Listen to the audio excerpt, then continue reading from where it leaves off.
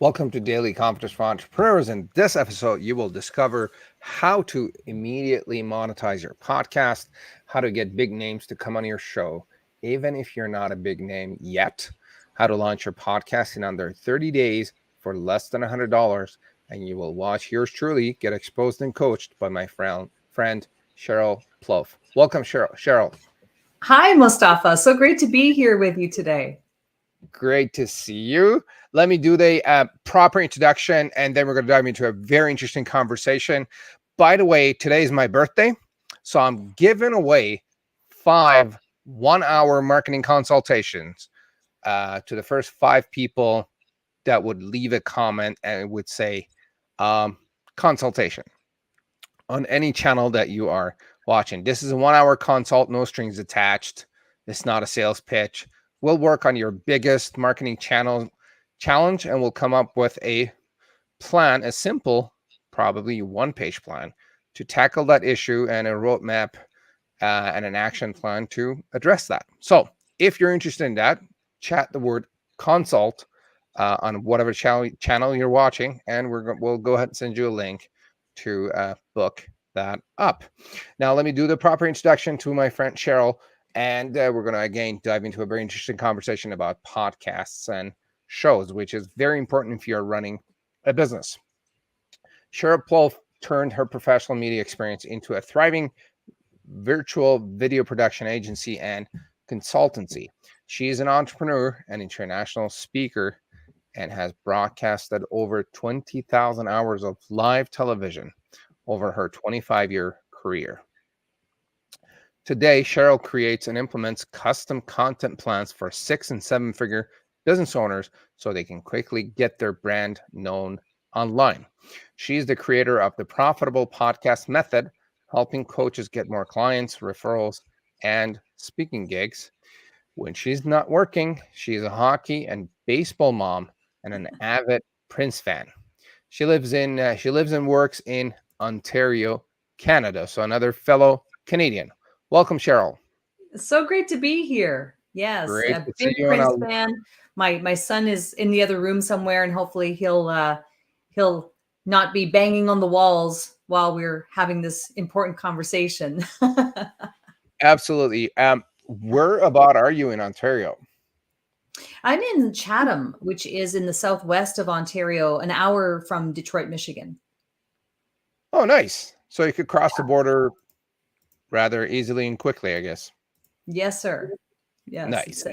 I mean, I love this area because it's so, I mean, as far as Canadian climate goes, right? Being in Southwestern Ontario is probably the warmest place you can be, which really appeases me as a girl who comes from Northern Ontario, where we have, very large, nearly, 6-foot high snowbanks on any given winter.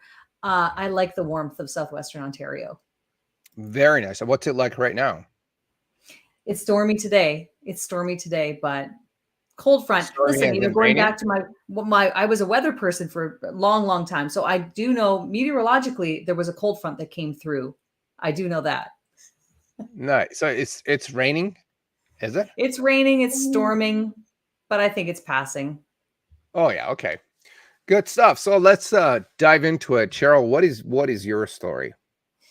Well, my story, Mostafa, is one that began when I was 18, but I'm not going to go through every detail of my life since I was 18 because it'd be a long story. But I really began in television when I was 18 years old, when I was working at a cable TV station. And I was in the background pulling cables, like as a volunteer. And one day someone tapped me on the shoulder and said, "Hey, we need a host for this show.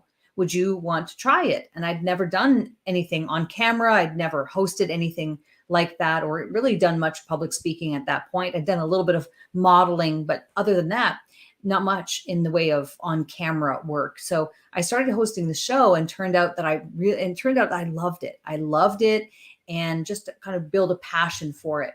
So fast forward many years, I worked in my way up the ranks and eventually made my way to the national stage, right? Becoming a national TV broadcaster before the age of 30. And I did that for 17 years. And I was very happy in that role as an on-air personality, TV personality, and also moved up the ranks in management and leadership positions. I also was teaching college TV journalism students would come into my class to learn how to perform on camera. And so I had a variety of different experiences in media. In 2017, I decided to leave that profession to start my own video marketing agency and consultancy under my own name. And since then, that's what I've been doing, is helping business owners with video first content plans, in some cases customized plans. And now more recently, really diving into this world of what we call profitable podcasting, which is a very different slant on the traditional podcast model. Very nice. So you know your way around being on camera and I guess performing and the mindset. So you're a pro at it. I feel like I'm a pro at it now, but that wasn't my experience in the earliest stages. It was really learning on the job type of experience is how I came up the ranks. I didn't go to school for this. I actually ended up really working my way up the ranks and learning what I could in various positions. I did some radio. I was a business reporter at one point. I was editing audio clips for the radio station. All kinds of interesting experiences that I've had in the course of my career. And what's interesting about that though, Mostafa, is I think that all of those experiences in media led me to where I am today, because it's actually a perfect transition going from broadcasting, because what you're doing is you're communicating a message consistently to an audience, building up that audience and having them, come back for more. And then my company that I work for would monetize that, right? And that's actually really similar to what we do as entrepreneurs, is that we would create content and build an audience, and then we would find a way to monetize that. So it was really a natural transition for me to go from broadcasting to marketing. I mean, like we're live on a few different social channels right now, and but going live on national TV where thousands and thousands of people watch you, that's a whole different ball game. And It is. it's It is. different, you know. It is. It I is. I was really nervous the first night that I went on national television, to the point where my now husband was the one who had to really push me to do it, because I had convinced myself that I had an ulcer. I had convinced myself that I was ill, that I wouldn't be able to do it, because I physically felt ill the night before I went on for the first time.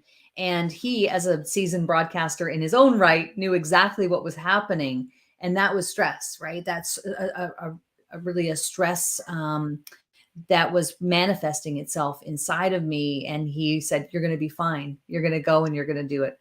And I did. So the next night I went, and it was terrifying the first night. But then by the next week, it got better. And by the week after that, it got better. And then really within a few months, I was promoted to one of the top rated morning shows in Toronto at that time, and went to full-time pretty much right away. And the rest was history. love it.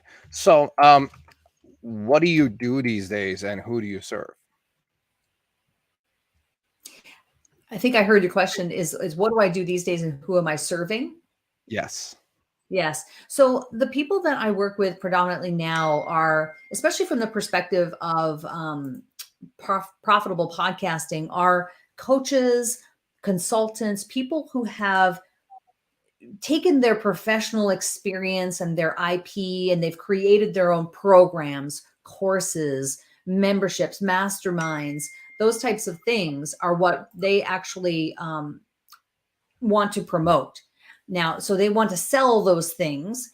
And what we do is we teach a method of podcasting that allows them to do that, but not in the traditional sense of just waiting for the audience to build. What we do is we focus on leveraging a podcast so that they can build connections, meet more people, business opportunities, business development opportunities, maybe collaborations or joint ventures with other people, that helps to build momentum and move their business along. So that's really what we focus on in terms of the profitable podcasting. On the other side, what we do is, 6 and 7 figure businesses come to us if they want to have a customized strategy built for them. But if you're someone who is either close to 6 figures, at the 6 figure mark, and you're really trying to figure out what is the best way to market myself. So you're not a new entrepreneur. You have a proof of concept. You have something that have already sold. So we know that that's a path to profitability. Then that's really what we focus on. Got it. Um, Gang, if you're watching or listening, if you have any questions about podcasting or running your own show, feel free to put them in a comment on whichever channel you're watching, and we'll do our best to address your questions. And so you already kind of touched on it, but what do you suggest business owners start their shows or podcasts? How should they start them? Why? Why they should start a podcast is because, in my opinion, it is a strategy, an organic strategy that ticks off a lot of boxes on a checklist, an imaginary checklist of all the things that we need to do as business owners. So, for example, when you have a podcast and you do it the way that we explained to do it, is that you're able to create valuable content. You are positioning yourself as an authority. You are omnipresent on multiple platforms. You are saving yourself time by not editing your podcasts. You are monetizing it in a way that is elegant and is not a salesy sort of process, right? It's built around this idea of building reciprocity first and being in that giving mode first without asking for anything in return. So that is like built-in reciprocity. Now people want to come to your aid because you were the person who reached out first and said, hey, I want to bring you on my show to talk about the thing you want to promote. This is about you. So that's why it's really a great strategy. It does ticks off a lot of boxes, Mostafa, on a list of all the things we need to do, right? We want to be present. We want to have an online presence. We want to have content. We want to be on all the platforms. We want to repurpose content. There's just so many reasons why this is a great strategy. And those are some of the reasons why. Love it. The biggest thing that I like about podcasting or doing a show, especially like the way we do it when we go live, and I know you do that too, is the fact that leverage is the big keyword for me personally. Like, we're live on all of our social channels right now. Then we grab the audio and post it on a podcast, which is like another probably 10 or 15 or maybe 20 different podcast platforms across the globe. Yes. And then what you could do is like use that, even leverage that even further and transcribe the show, post it as a blog, send it as an email to your list. So the list just goes on and on. So the leverage in this strategy is huge. So I'm a huge fan, obviously, because I do that myself as well. Yeah. Go ahead. No, I just agree with you. I agree with you. I think leverage is an important word to think about as it pertains to podcasting. How are you utilizing a podcast to ultimately help you grow your business and to build your brand, but still do it in a way that isn't coming across as salesy right out of the gate? I think the problem that we have is that there have been so many ads. We have all been bombarded by ads, and we're still bombarded by ads. But we're also savvy now that we can smell an ad from a mile away. And so it's important to have a strategy that circumvents that and that allows you to still be able to build a connection or get a foot in the door with someone who you might not have previously had access to. Like if you go to a big name person and you say right out of the gate, hey, I want to sell you this thing, they're not responsive. They're not going to be responsive to that. Absolutely. Right. And I think that's what a lot of people hope will happen. It's like, well, I'm just going to, run these ads, or I'm just going to, whatever the strategy is. But you really have to be cognizant of the fact that the world has changed and people are not, they're too savvy. They don't want to be sold. People want to buy things, but they don't want to be sold. Absolutely. Like the thing, again, going back to the leverage point, as business owners, we're all busy people. We have things to do. And if there is something that I could do that would help me leverage my time, and like we're going to talk about, and you're going to share how you're going to spend just 1 hour a week to get this done.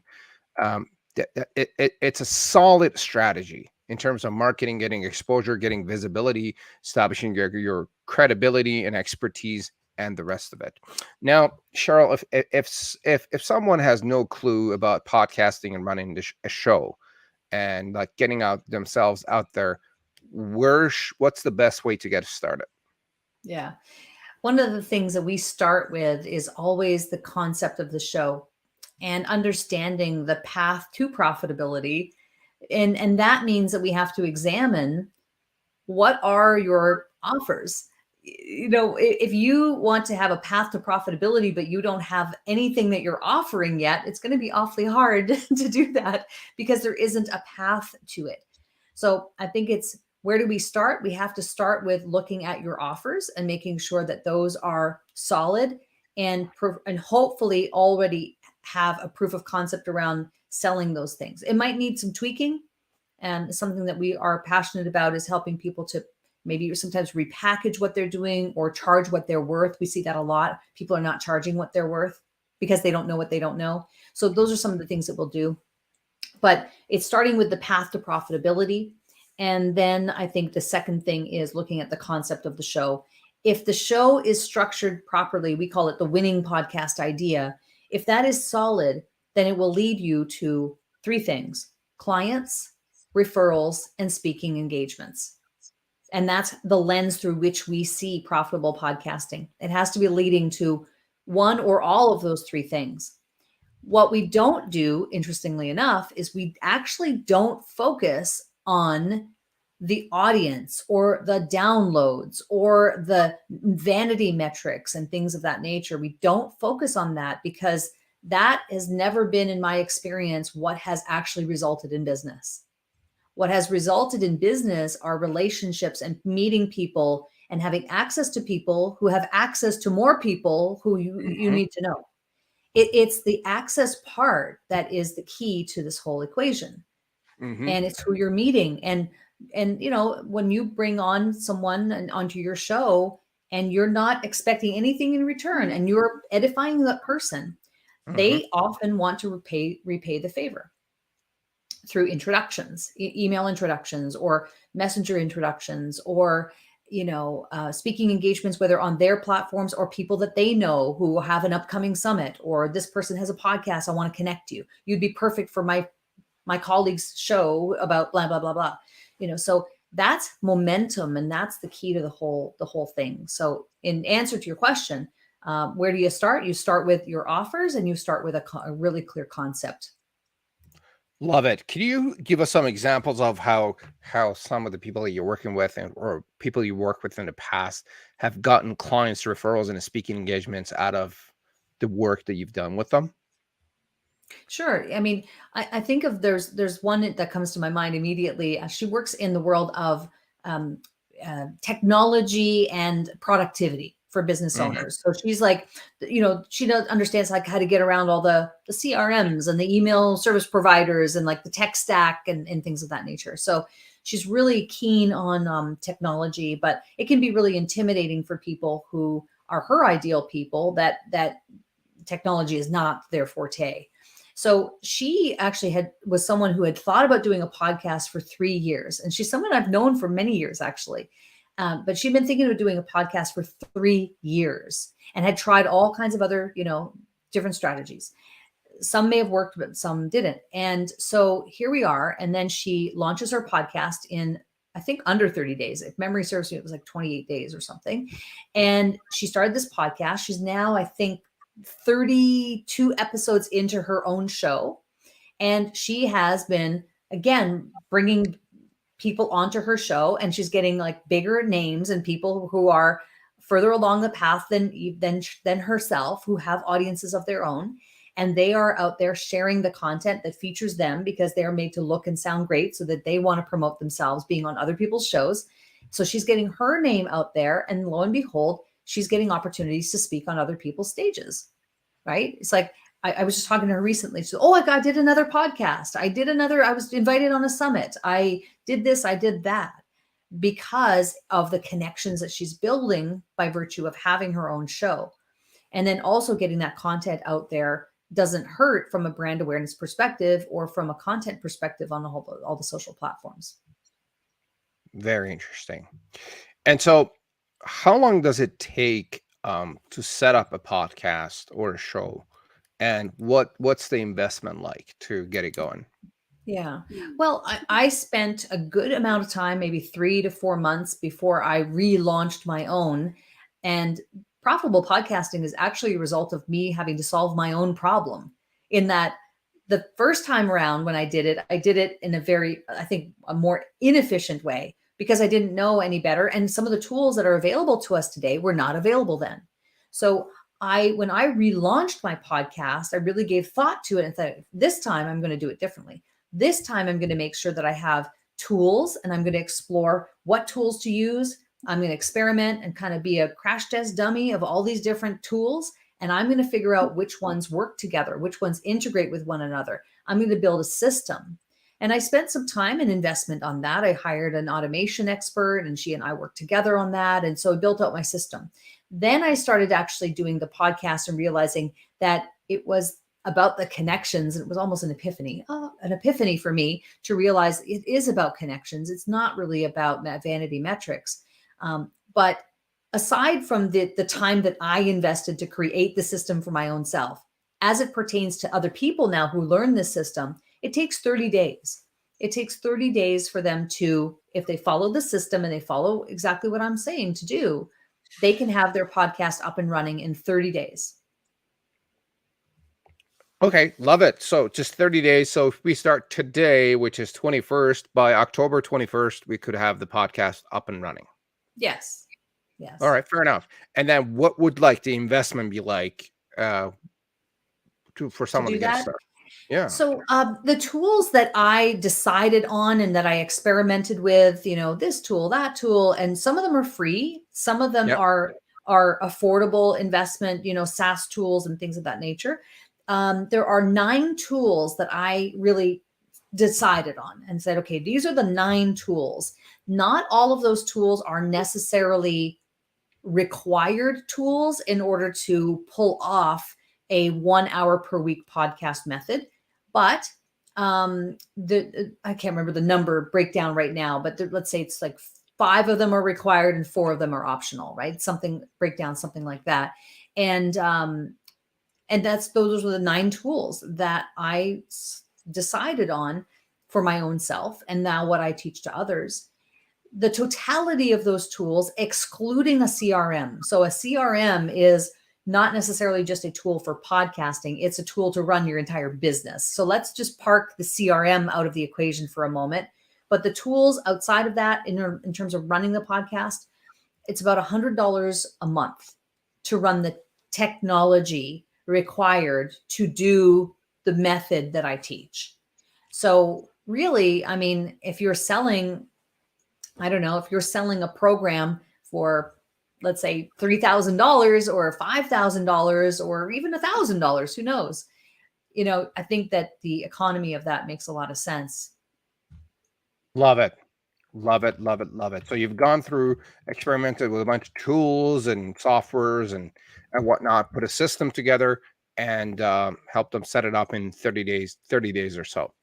And with just a mere investment of $100 a month, they could be up and running. Yes. What is your favorite podcast format? Do you recommend people doing like solo, or do you recommend them doing interview style like what we're doing, or a mix of? What's your recommendation on that? I think the breakdown is generally going to be more of a talk show interview format with guests, because the whole concept of this is that you're building relationships and that you're using the podcast and leveraging it in order to meet new people, build your network, and build those connections. So that is predicated on the fact that bringing guests on, it's the guests themselves that are the key to building out your network. So the more you can have guests, the better off you'll be. Now, I don't necessarily say that you can never do a solo episode. Of course you could, as long as you know going into it that I'm going to do this solo episode, but I know that because I don't have a guest. In this case, I will not be able to leverage their audience in any way because there isn't anyone's audience to leverage in that case. And that's okay. So for an example of that, Mostafa, might be that you're a podcast host, and let's say 9 times out of 10, you have a guest on the show, right? Because it's about building your network. But maybe you go to a conference and you're really inspired by the keynote speaker and you want to record a short solo episode about your thoughts about what you just learned for your audience. And you squirrel away somewhere into the depths of the conference center to a quiet corner and just record your thoughts and then get that out. That's perfectly fine. That just adds Yep. value to your show. But mostly you want to really be thinking about guesting or having guests on. Absolutely. Would you recommend doing a mix of like some solo and some guesting so that you could just get your own experience out and have some guests and give them exposure and whatnot?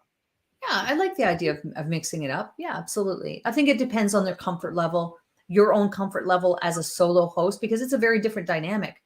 To be a solo host, you're holding court by yourself. And Yeah, that's very different than holding court with a guest, because in most cases, when you are the host of a show and you ask questions, the other person is the person who's answering and doing most of the talking. So that's just something that we have to kind of keep in mind. for sure, for sure. And it's tougher to do your own record your own stuff and get it out there. Sometimes you end up um maybe recording it multiple times or like, oh, that didn't sound good. I didn't sound really that professional or as good as I wanted. And so there's a lot of self-judgment going on in that. I've been through that myself. So how do you help people, or what's the best way to overcome the fear? Because Mm. as a guy who's been around and speaking in front of people forever, for as long as basically I know myself, when I was going online, like going live, I was like, oh my God, people are going to see me. And then I'm like, that's a stupid thought, just for lack of a better term, because I'm very comfortable talking in front of people. What's up with my fear of, I'm like, oh my God, people are going to see me. I'm like, have they not seen you before? Anyway, so there was that fear, right? And so how do you help, or what's your suggestion on overcoming that fear of maybe the first few times that people go live I don't or know that there's record a podcast? Yeah, I don't know that there's a real simple answer in that you really have to dig deep and you have to do it anyway. You have to do it despite the fear. And that's really what it is. It's just fear. Hmm. And I think back to when I was 18, I was fearful. I didn't know what I was doing. I thought, am I going to look like a total idiot here? I have no idea what I'm doing. And I was over preparing and I mean, all these different things, but I did it anyway. And it unlocked not only a whole world of opportunity, but an entire career and an entire life, built around that. So that singular decision was paramount to unlocking a whole world of opportunity. So I think if we shift our mindset around, gee, if I were to face this fear, who knows what it could unlock? And if Yeah. I'm looking for opportunity, if that's why I'm even thinking about this strategy as an opportunity for business development and et cetera, and to market myself, if I'm looking for opportunity, then I have to be willing, don't I, to be willing to face the fear so that I can have the potential of that opportunity reaching me. So it's not an easy answer, but it is about doing it anyway. The other aspect of it is I would say that if you are someone who does provide value, and a lot of coaches and consultants do, they provide a ton of value. What that is a disservice to other people and frankly selfish for you not to do it because of your own vanity, your own fear, your own issues. Put those aside and make it about other people instead of making it about yourself. 100%. I've learned years ago that there's always opportunity on the other side of fear. And once I overcome this fear, usually when you face the fear and you do it, then you're like, oh, that way actually wasn't that big of a deal. And you're absolutely right. Like the first few times, there's going to be that fear. I'm not going to be the best, but there's that learning curve, and there's that discomfort that I have to go through. Like if I go back to the first few episodes that I've done on this show, they're horrible. They're not good. And like a few of my friends are like, wow, you're like day and night, like comparing the first few episodes compared to what we do now, which is still not great. But once you get comfortable, it takes that a little bit of practice to get used to. And then we always come up with those thoughts that as like, oh, what are people going to say? What if this happens? What if that happens? And at the end of the day, the worst that happened to me was nothing. Yeah. Like, people are I think busy it's doing what because they're doing. They don't care we, about it. we, we think, we think in our own minds that the whole world is waiting with bated breath on every word we say. Like, that's just our own internal dialogue. The Yeah, truth is that that's not happening, right? It's not, no one is sitting there waiting for you to make a mistake so that they can, rail on you. That isn't really how it's happening. So I think it's just an internal dialogue question, and we have to be able to put that aside and just do it anyway. And think about it doing, again, why are you doing it? And then another way of looking at it would be looking at it from the perspective of your business. It's like, do you want a business or don't you want a business? Because having a business means being visible. Like, you have to, and we're just speaking about the online space here, but, just thinking about traditional business, right? It's like people want to build, let's say, a local business. Well, you're going to have to be visible to your local market. How are you going to be seen by your market? And if you want to do if this is a hobby for you, that's a different thing. But if it's a business, you have to be visible. You're going to have to figure out a strategy to do that. for sure. For sure. Absolutely. What do you see as some of the biggest or some of the mistakes that people make when it comes to producing their podcast?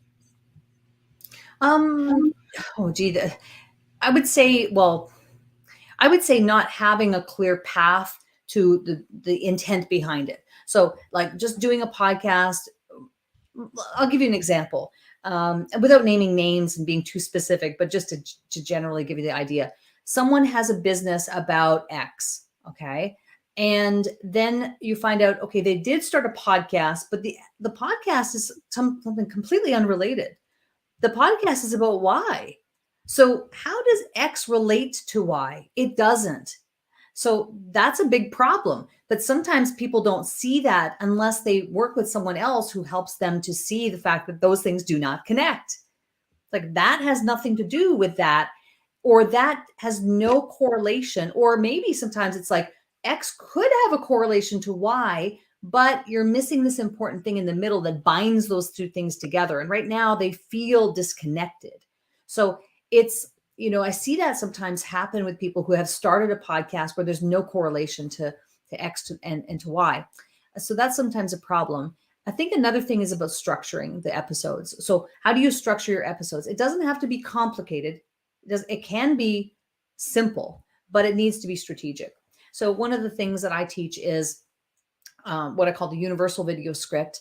And the idea is that you would start with, it has to be to engage, to educate, and to enroll. And this is a strategy that I've taught for many, many years in a variety of different ways, but it does apply also to podcasting as well. And I think the structure of the episodes is really important because you want to have people continuing to listen to the end. And the third thing I'll say, Mostafa, is use your podcast to promote your own products and services if you want to. Don't wait for a podcast. Don't wait for a sponsor or an advertiser to come 3 years down the road. Why can't you promote your own products and services on your own show if you choose to? 100%. So it could be your own sponsor. That's right. Right? Sponsor. Yeah. Yeah, it could be, for example, the name of your program, right? So you have a show, and then the winning podcast concept is built around a specific name, and you have artwork for that, and that's great. But can the show be sponsored by the name of your program? It could be. 100%. 100%. Good. Love it. Love it. So some of the stuff that you mentioned was we don't have a clear intention as to what we're doing and why we're doing the podcast, and the fact that it could be unrelated to what you're doing in terms of business, and they're not supporting each other, and there could be that disconnection. And Yeah.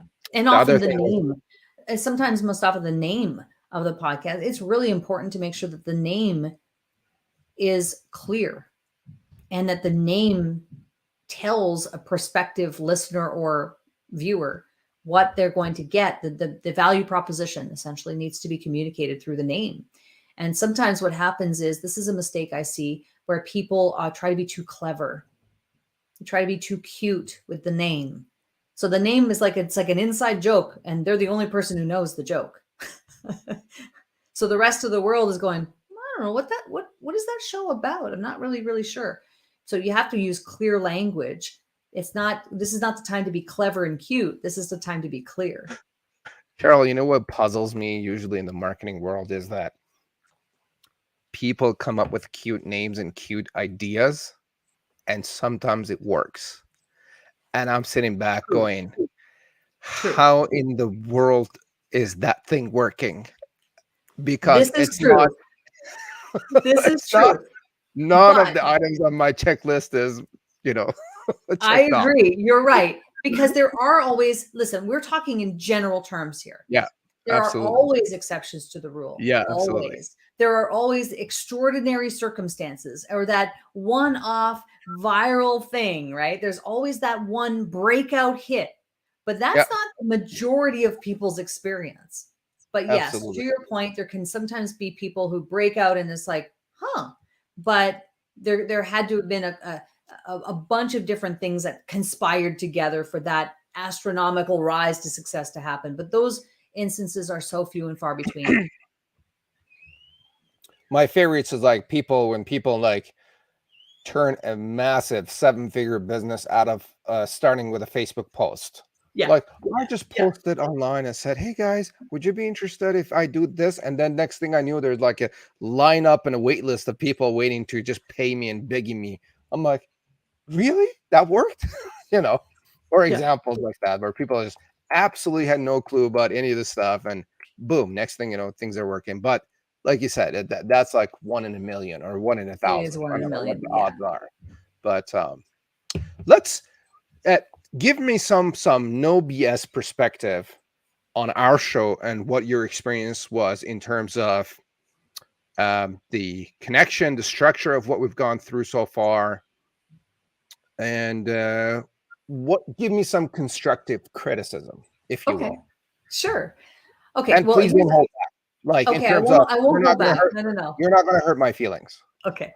So here's what I'm seeing that's really good about how you're doing it and what you're doing. You have prepared some questions, but you're willing to go off script and you're willing to actively listen to what I'm saying and act and ask follow-up questions based on what I'm actually saying, not necessarily staying stuck on the script of I must ask question 3 now, right? Like you're not doing that. You do have some prepared questions so that you can keep to time and to keep on track and to keep us focused. And that's a great approach, and you should do it that way. So I think the only thing I would say, and this is something that I do teach and I recommend, with regard, I know I provided you a bio. You asked me, you said, send me your headshot and a bio, and I did all those things. When I capture headshots and bios, I don't use the bio as a introduction to the show. And the reason why is because most often biographies tend to be a little lengthy, mine included.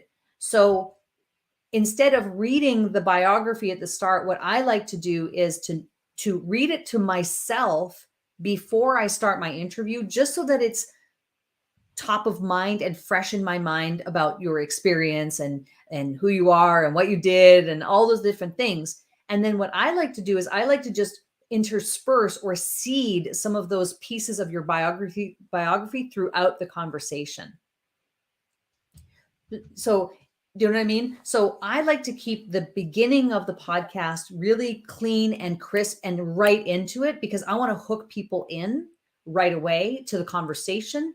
And then I will find ways to intersperse parts of the biography, not all of it, but parts of it throughout the conversation. So an example of that might be, and I always suggest you starting with the engagement statement or question or statistic, to hook people in, and then introduce my guest. He's here. We're talking about this today. Da da da da. We start talking, and then I might say something like, just using my bio as an example, right? Be like, and Mostafa, having 20,000 hours of experience on television, that must have really helped you when you did blank, blank, blank. Tell us more about that. So I'm not reading the biography. I'm just taking chunks of it and I'm seeding it throughout the conversation. That's a little bit more advanced, but that is a strategy that you can use that gets you out of I like that pattern of reading the biography. I like that idea. And I hope that like, wasn't too harsh. no, no, no, it's perfect. That's exactly what I'm looking for. Um, like instead of reading out the bio, succeeding into the questions. And what I just become aware of is the fact that the very first question that I ask you is, what's your story? So you're gonna naturally give me your bio. So it's Oh, kind of that's a good redundant point. for me, That's a good point. redundant to read your bio and be like, all right, what's your bio? You know what? I hadn't thought of that, but yeah, you're right, actually, because you did ask, and I think that's a valid first question. That's absolutely a valid first question because you do want to potentially give that person the opportunity to give the backs. Why are they here? What's the Yeah. credibility? Hmm. But yeah, actually, that is a really good point that there Perfect. isn't, might be redundant. Yeah, you're right. Anything else that you think? Let me ask you the question. I'll ask you that question again, maybe at the end, and more about getting feedback on what we're doing here. Um, so once we get it started in the beginning, there is this probably thought or mental block that says, I'm a nobody. I don't want to go out to people and reach out to some big names. They probably are going to ask me if I have millions of downloads a day. And I don't. I only had a grand total of 150 podcast downloads in the past 12 months. Should I go reach out to people, or should I wait for 12 years to get 10,000 hours of podcasting, become a real pro, and then go out to people? What's your take on that? And how should we go and approach some big names out there? Big names, medium names, small names, it doesn't matter. Everyone has something to promote. And everyone wants exposure of whatever it is they're working on. It can be a nonprofit, a book, a program, a website, a social media platform. I mean, everyone has something to promote, a Hmm. thought, an idea, a point of view, right? Everyone's quote unquote selling something, right? So I think that we make it up in our own mind that, oh, a big name would never pay attention to me. They would never give me the time of day because I'm too small. I just started. But the truth is that people who have made it and people who are big names are often in a position to pay it forward because they're not as concerned anymore about, they might be in a position where money is no object and it's not about that anymore to them. Those bigger names might be more so in a position to want to help someone who's smaller because they remember when they were that way. They might be more willing to say, yes, I'll come on your podcast and share whatever it is that I'm going to talk about and promote, again, a philanthropic endeavor or anything of that nature, Hmm. even if they're a small player, because they also recognize that that content, even if it only reaches one person, that one person could lead to many, many more people because they Yeah, understand networking. 100%. So Um, we make that up in our own minds that the big names won't ever pay attention to me. In fact, I could say that, I mean, I've asked a lot of different people to be on my show. I don't think it's happened but once where a person has said, yeah, I think your show might be too small for what I'm doing. And that one person, after I didn't even hundreds and hundreds of reach outs, right? One person said that, and fair enough, and that was great, and that was fine. And then they actually ended up following it up by saying, but I'm going to introduce you to 5 amazing people that you're going to really love being connected to. So I still was a win. It was still a win. Absolutely. Absolutely. Even if they say no, we could say, you can ask, who do you know anyone else? Or who do you know that might be interested in joining us, who might be a good fit? And they would probably Absolutely. introduce you to a bunch of people. Mhm. Sheryl, do you have any TV industry best practices, tips, or tricks on this, on getting guests, or maybe some names out there for us? I think the biggest tip that I would give is that you cannot make it about you. You are the last thing that we need to be pitching here. It has to be always positioned as what I can do for you. This is about the other person.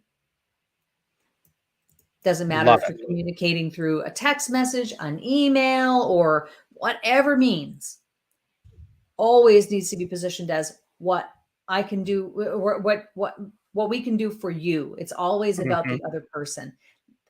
Easier said than done, because people have a tendency to want to like they want to inject themselves into the pitch, so to speak, because they want to show their credibility. They want to show that they're, here's who I am. I'm this, I'm this, I'm that. But you have to be so careful with that. You have to be so careful to not give it an overall tone of me, me, me. It has to be you, you, you. And that's the Absolutely. biggest piece of advice. And that's coming from someone who was on the receiving end of many, many pitches when I was a news manager. Uh, the pitches that came across my desk were the ones that were always positioned as helping me and my role and my job and what I had to do.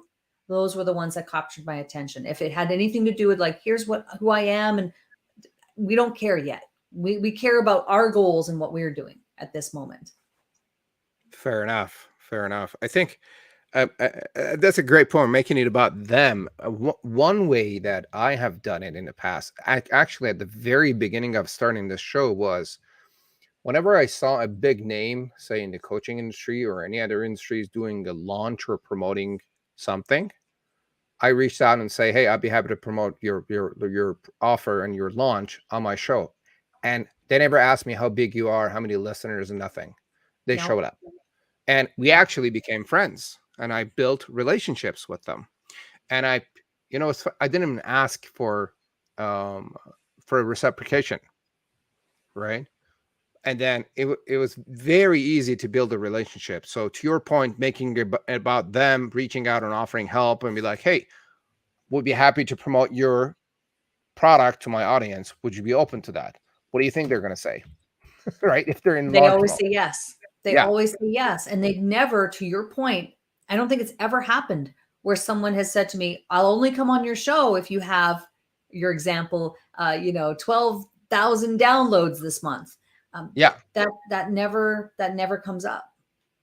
Actually, this has happened to me once, where I reached out and said, "We'd be happy to have you." And they're like, "How big is your show?" We're like, "This." They're like, "All right, I don't think it's a good fit." I'm like, "Okay, no problem." Okay. It's That's not the end fine. of the world, And that's you know. fine. Yeah. Yeah. And you might get Absolutely. some of those occasionally, and that's perfectly fine. But if the majority of the times that you're asking people and they're saying yes, then it's a win. Yeah, for sure, for sure, for sure. You talk about monetizing your podcast and making sure that you actually monetize and make something out of it. How can people monetize their podcast? What are some strategies and tips for that? Well, I think that the most obvious one is that you can turn the people that are listening or watching your podcast into clients, right? Because if you're positioning yourself and you have decided to promote yourself on your own show, then you could get clients because they would hear that that promotion or that elegant way of showing what it is that you do on your own show, so that it could lead to clients. And then the second part of that is, who's to say that the guests themselves don't become a client? Sometimes that happens because now you're both getting to know each other through the format of a podcast. And maybe they reach out after and say, "Hey, you said something on the podcast that you did this. I didn't know you did that. I'd like to know more about that." Oh, okay. Mhm. So clients is number one, be it through the audience itself or probably more likely through the guests. The second way is through referrals. So when you have a podcast, you bring a guest on and they have a great experience, and then you finish that podcast, that person might say, "Hey, I didn't know that you did such and such. I know I have a friend or I have a colleague who's actually in the process of launching a podcast, but she could really use your help. Can I make an email introduction?" Yes, absolutely. Here's how to do it. So referrals, right, is the second way. That happens a lot. And then the third way is through speaking engagements. So it may be that it's I do mine, you do your, we trade back and forth. That happens a lot. Or you bring someone on and you find out that they have a private mastermind retreat that they do in who knows where. It could even be on a Caribbean island. It could be online. It could be in any number of capacities. There are speaking opportunities everywhere. And it might not always be on social media. It could be that you're invited to speak to a private group of millionaire CEOs, if that happens to be, what they've built, and they're looking for someone to talk about video. The answer would be yes, I'll be there, right? So it's really about the speaking engagements. And then the fourth way to monetize is you have to think about the people that you bring on your show. If they are a big name, or if there's someone who is sought out, there are people who are potentially Googling that person's name in Google, YouTube, Facebook, or any of those different search capabilities, right? Mostly YouTube and Google, and they're searching for those names. If you have them featured on your content and people are searching that person's name, it materializes in search results.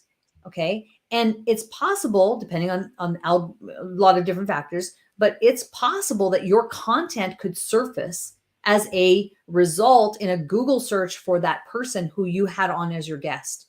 And now you get yourself in front of more people strictly through search. So that would be a fourth way that you could monetize as well. Love it. Love it. So there are 4 ways to monetize your podcast. Is 1, they may become a customer. 2, they may become a referral partner.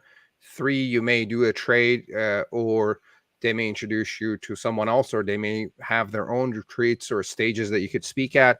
And the 4th one is getting traffic through Google and search engines and all that. Love Correct. it. So would you wait for them to ask the question, or would you open up the conversation maybe before or after the podcast about them being interested in the products and services, or whether they want to introduce you to someone? Typically, I don't do it before because I really want the focus to be on the show and the upcoming episode, the topic that we're going to talk about. Mm-hmm. What I sometimes do at the end, when we're back in the green room and we're in the behind the scenes part, when the broadcast is over, sometimes you're just chit-chatting. You're just like, hey, that went well, you're just sort of chatting. And then sometimes it comes up in conversation there where it's like, you know what, let's make a date to follow up on this in a month from now. Sometimes it happens right when you're done the episode. In other cases, it's not done at the end of the episode, and you can follow up with them maybe down the line, right? It could be a month from now, could be 6 weeks from now or something, and just circle back and get back in touch with that person. And hey, it's been 6 weeks. It's again, you back to your sort of follow-up procedure that you do in your business on a normal basis, because that should be part of what you're doing. But that's and then it's what we call power partner talk. Let's have a power partner talk. They don't know that it's called that. We just internally call that power partner talk, because it means getting on the line and talking about, is there an opportunity for us to do any kind of business development, collaboration, joint venture? Maybe it's that they know some people that you need to be introduced to, or stages or referrals, etc. But it gives you an opportunity to talk to that person now that you have a built relationship. It's not weird anymore because you've already chatted. You would have had likely an intro call, which we recommend having an intro call. Then you did the podcast, and now you're following up. This is the 3rd time you've talked to that person. Love it. You just covered a very, very powerful concept. Power. What did you call it? We recommend, yes, because Power partner talk. Power partner talk. We recommend that when you have a prospective guest who would come on your podcast, we like to suggest that you do a 15-minute, what we would call a podcast intro call. And that's a place where it's a touch point with your prospective guest. It's also an opportunity to nail down the topic, nail down the angle, make sure that there's alignment in terms of values, that you see things a similar way, so that it's not some weird thing where it's like, oh, you believe something that I am dead set against when you get live on the call, right? That's not the time to explore the fact that you both see things very, very differently, and it gets weird. You want to know in advance, long before the podcast episode, that there's an alignment of values, that you see things, not necessarily the same opinion, but that you have the same values. At least that's important to me. And so that is an important part. Then you get on the podcast. Now the third part is now you're old friends at that point. You know each other because you've just spent quite a bit of time chatting. 100%. Love it. So there was 3 meetings. One was the intro call, one was the podcast, and then there would be a follow-up call after to talk about partnerships, introductions, referrals, stages, and see how you guys Yeah, can yeah, collaborate and absolutely. Yeah, help you each other. can do that. Now, you might have a guest who comes on your show, and for whatever reason, maybe it doesn't become a power partnership, and that's okay too. That is okay too. The thing that's nice about a profitable podcasting is that since you're able to pull this off in about an hour per week, you get to choose and you have control over the levers of how many of these will you do in a week. It could be one a week, which is perfectly fine. I've done up to 6 in a week, 6 podcast episodes in a week without breaking a sweat. Right. So Absolutely. it's up to you to decide, and then maybe not all How of much those money? people are people that I'll follow up with, but some of them might be. Absolutely. And while we're talking about this, another strategy that I've seen to make a podcast profitable and monetize your podcast is inviting potential customers to be your guest on your podcast, going back to your intent and the name of the strategy, the name of your podcast, and whether it's related and whatnot. So that's another very powerful. And guess what? You could reach out to people on LinkedIn and be like, hey, would you be open to share your story on our podcast with our audience and with our listeners? Chances It's are. so yeah, it's so interesting because I've been on networking calls and where there's these breakout rooms and things of that nature. And they'll say, hey, everyone, put your contact information in the chat. Whenever I have done that, where I've said, I put my name and I'm looking for guests for my show. Yeah. Guess Okay. what? And then to put a People are URL to it could be a waiting list, and there's all different ways to do that. But whenever I put it in there and it's like, anybody want to be a guest on my show? Anyone looking for promotion of, a way to promote their things? It's like everyone responds, me, yes, yes, yes, yes. Because everyone's looking to promote something. Oh, And absolutely. so that's a powerful thing because I'm not selling anything. 100%. Sheryl, please tell us about your gift, the profitable podcast method. I've done a 20-minute recording that talks even more in depth of what we've covered here about profitable podcasting and how that works in your business. And you can go to profitablepodcastmethod.com to get that 20-minute record. It's about, I think it's 19 and a half, but who's counting? 20-minute recording that explains the whole concept of profitable podcasting. That's a great place to start to understand the concept of what we're talking about in depth. And then from there, there's an opportunity to talk to me about your specific situation, your specific business, and see what the profit path would be if you were to go down this path of building a profitable podcast of your own. So profitablepodcastmethod.com. Profitablepodcastmethod.com, or click on the link in the comments or the description of the show, and it will take you to the same place. Now, Sheryl, can I ask you a few personal questions before we wrap up? Sure. All right. What's a new thing you have tried recently? A Big or new small? thing, a new thing that I've tried recently. Well, I love drugstore makeup. So, Okay. okay. So I'm not, you won't find me in Sephora likely because we don't have a Sephora here in Chatham, Ontario. Okay. But I like to try new makeup and lipsticks and things like that. And I just tried one recently called, oh, what's it called? Vinyl ink. I think it's called, by Maybelline. I'm not wearing Love it it. today, but I have tried it and it's pretty good. I like it. You're open to trying new things. I am. Love it. Give me 2 of your favorite books. Oh gosh. I mean, let me look over at my. So I like the book Marie Forleo's Everything is Figureoutable. I really like. And another one that I like is The One Thing by Jay Papasan and Gary Keller. Yeah. Yeah, it's over there. And that, I mean, there are so many. There's Word Genius over here by David Fagan. Uh, there's Storyworthy by Matthew Dix. I mean, it could go on. Story worthy. Love it. What's one advice that made a big impact in business or life for you? A word of advice that really made an impact for me Yeah. is something that a coach once told me, which was that if I were to become 40% more organized and committed, that I could have a much bigger business than I have. And it was a bit of an awakening for me because it was someone calling me out on something that I was maybe a little bit bitter at the time when she said that to me. I was like, wait a minute, what do you mean I'm not, Am I not but organized she was enough for you? right. She was right.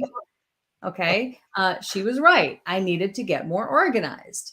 And I did. And lo and behold, my business grew once I started really committing myself to being more organized and committed. Love it. If you had a Google or Facebook ad where everyone around the world with access to internet could see that ad, what would your message be for the people of Earth?